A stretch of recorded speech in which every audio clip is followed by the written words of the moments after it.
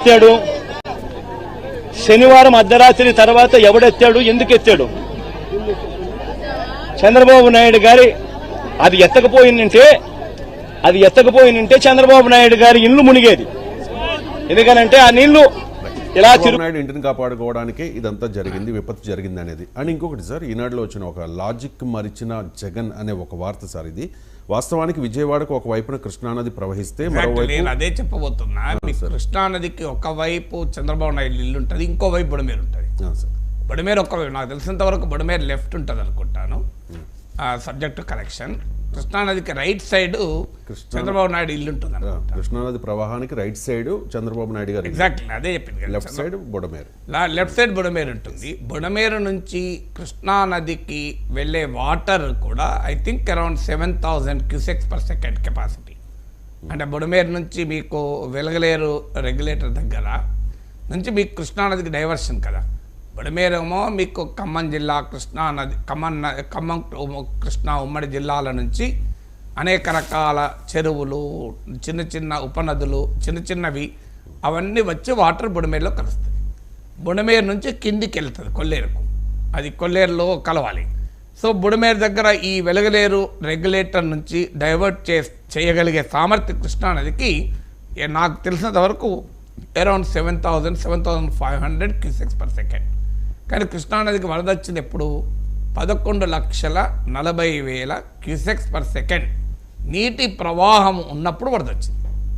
వాస్తవానికి ఈ బుడమేరుకు వరద వచ్చే సమయంలో కూడా కృష్ణానదిలో 6-7 లక్షల క్యూసెక్లు పర్ సెకండ్ వాటర్ ఉంది ఇప్పటికే. సో ఈ 7,000 ఎన్ని కలిస్తే 11,000 లక్షలు అవుతుంది. ఇప్పుడు 7,000 ఎంత కలిస్తే బుడమేరు కృష్ణానదికే భారీగా ప్రవాహం ఉంది. కృష్ణానదికే భారీగా ప్రవాహం ఉన్నప్పుడు మీకు బుడమేరు నది నీరు ఎంత కలిస్తే కృష్ణానది వరదలై పరవళ్ళు తొక్కి చంద్రబాబు నాయుడు ఇంటి ముంచేస్తుంది? నాకు అర్థం కాని లాజిక్. నాకు తెలిసింది చాలా తక్కువ అక్కడ ఇరిగేషన్ జాగ్రఫీ, బట్ నాకున్న పరిమితమైన అవగాహనతో చెప్తున్నాను. కృష్ణానదిలో అప్పటికే భారీగా వరద ప్రవాహం ఉంది. సాధారణంగా సముద్రపు ఆటుపోట్లు అంటాం మనం. వరద ప్రవాహం ఉన్నప్పుడు తీసుకోదు కదా నది యాక్సెప్ట్ కూడా చేయదు. నాకు తెలిసిన వరకు బుడమేరు నుంచి ఒకవేళ భారీగా వరద ప్రవాహం వెళ్ళినా కృష్ణానదిలో ఖాళీ ఉంటే తీసుకుంటుంది. కృష్ణానదిలోనే భయంకరమైన వరద ప్రవాహం ఉంది, అది ఎలా తీసుకుంటుంది? సో అందువల్ల ఈ లాజిక్ అసలు నిజంగానే లాజిక్ మర్చిన జగన్ ఆయన అనాలి. అది కాక కూడా ఏ ముఖ్యమంత్రి కూడా అంత నీచమైన పనికి దిగజారుతాడని నేను అనుకోను. ఏ ముఖ్యమంత్రి అయినా మనం ఎలాంటి రాజకీయ ఆరోపణలు చేసేటప్పుడు కూడా కొంత ఆలోచించి చేయాలి. లేదు ఎవరన్నా ఎక్స్పర్ట్స్ చెప్పాలి, పొలిటీషియన్ స్టేట్మెంట్ కాదు కదా. సో అందువల్ల బుడమేరు కృష్ణానది పారలల్గా ప్రవహిస్తూ ఉంటాయి. సో అందువల్ల మరి ఇంకొక మాట కూడా చెప్తాను. ఓకే, గేట్లు ఎత్తలేదు, ఏమయ్యేది? వాటర్ ఎగువకు ఎగ్జికొట్టేది కదా. ఎగువకు ఎగ్జికొట్టేటప్పుడు అక్కడ 3-4 మండలాలు ఉన్నట్టున్నాయి. మరి ఆ మండలాలు మునిగేవి కదా. అంటే అక్కడ ప్రజలను ముంచమని చెప్తారా? నీకు నీరు పల్లె మెరుగు అంటారు, నీవు నీరుని వదలాల్సిందే. అనూహ్యమైన ప్రవాహం ఉంటే నీకు మొత్తం గేట్లే కొట్టుకుపోతాయి. మనం చూడలేదా గేట్లు కొట్టుకుపోయిన ఎక్స్పీరియన్స్? ఇంకొకటి, నాకు టోటల్ బుడమేరులో వరద ప్రవాహమే 47,000 క్యూసెక్లు. టోటల్ వరద ప్రవాహం, పీక్ వరద ప్రవాహం కూడా పీక్ వరద ప్రవాహమే 47,000 క్యూసెక్లు ఉంటే, ఆడ కృష్ణానదిలో 11,40,000 ఉంటే, బుడమేరు వల్లనే కృష్ణానదికి వరద వచ్చి కృష్ణానది నీళ్లు వెళ్ళి చంద్రబాబు నాయుడు ఇంటిని ముంచుతుందా? బుడమేరు లేకపోయినా ముంచుతుంది కృష్ణానదిలో వరద ఉన్నప్పుడు. ముంచకుంటుందా? ఇప్పుడు చంద్రబాబు నాయుడు ఇంటికి నీళ్ళు రాలేదా? నాకు తెలిసినంతవరకు అయితే ఇంటి కాంపౌండ్ వాళ్ళకు నీళ్ళు వచ్చినట్టు తెలుసు నాకు. సో చంద్రబాబు నాయుడు లేవు, ఇప్పుడు నీళ్ళు రాకుండా ఉండలే. సో ఎలా ఉంటుంది? కృష్ణానదికి వరద వస్తే ఆటోమేటిక్గా వస్తుంది నీళ్ళు. సో అందువల్ల మీకు బుడమేరు 47,000 క్యూసెక్ల నీరు వల్లనే కృష్ణానదికి 11,40,000 అంటే మరి మిగతా 11 లక్షలు ఎక్కడి నుంచి వచ్చినాయి? బుడమేరు నుంచి ఒకే గేట్లు ఎత్తి ఇటు వదిలారు అనుకుందాం. గేట్లు ఎత్తకపోతే ఏమయ్యేది అంటే, బుడమేరు గేట్లు ఎత్తడం అనేది అనివార్యం. ఎవడెత్తాడని జగన్ అడుగుతున్నారు, కానీ ఎత్తకపోతే ఏమయ్యేది అనేది తర్వాత చర్చ. అది పైన ఎగువ మండలాలు ఎగిరిపోయేవా ఏమయ్యేది? కానీ ఎత్తినప్పుడు ప్రజలకు అలర్ట్ చేయలేదు.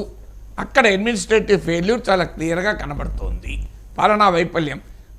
అంటే ఇప్పటికి కూడా ప్రభుత్వము లేదు మేము ఖచ్చితంగా సమాచారం ఇచ్చాం ఇంకో ఎవిడెన్స్ అని ఎక్కడ చెప్పడం లేదు. ఆ అంశం పైన రియాక్ట్ కావడం లేదు.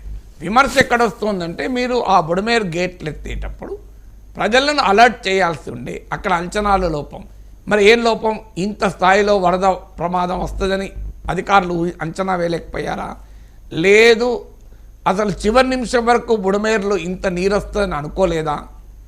అందువల్ల గేట్లు ఎత్తాల్సిన సమయం వచ్చే సమయానికి ఇక ప్రజలను అలర్ట్ చేసే సమయం లేకుండా పోయిందా? ఇది మనకు తెలియదు. దీనిపైన విచారణ జరిపితే తప్ప తెలియదు. ప్రభుత్వం సాధారణంగా అంగీకరించదు. మేము చెప్పలేదు అని ఎవరు ఎందుకు ఒప్పుకుంటుంది ప్రభుత్వాన్ని? అందువల్ల ప్రతిపక్షాలకు కూడా ఎక్కడ ప్రశ్నించాలో అక్కడ ప్రశ్నించాలి. నిరాధారమైన ప్రశ్నలు వేస్తే ఎవరైనా కొంతమంది నమ్మితే నమ్మచ్చు. ఎందుకంటే రాజకీయాల్లో నరేటివ్ బిల్డింగు పర్సెప్షనే ముఖ్యం. ఇప్పుడు మీరు ఎక్కడుందో, కృష్ణానది ఎక్కడుందో, దానికి ఉన్న లింక్ ఏంటి, వెలగలేరు రెగ్యులేటర్ ఏంటి, ఇవన్నీ చాలామంది తెలియకపోవచ్చు. నాకే సగం తెలుసు. అందువల్ల వారు జనంగా నమ్మితే నమ్మచ్చు.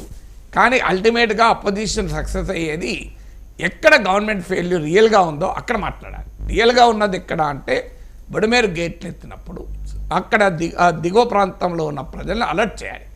ఆ అలర్ట్ చేయడంలో పొరపాటు జరిగింది అనేది అందరూ చెప్పేది. ఎందుకు జరిగింది అనేది నేను చెప్పిన 2 కారణాలు అయ్యి ఉండవచ్చు.